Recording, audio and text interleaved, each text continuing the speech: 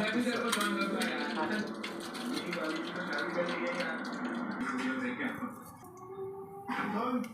બીજું હવે હિંગ નાખું છું મરચાં નાખું છું આદુ મરચાં પેસ્ટ કરેલું હે ને લાવો ના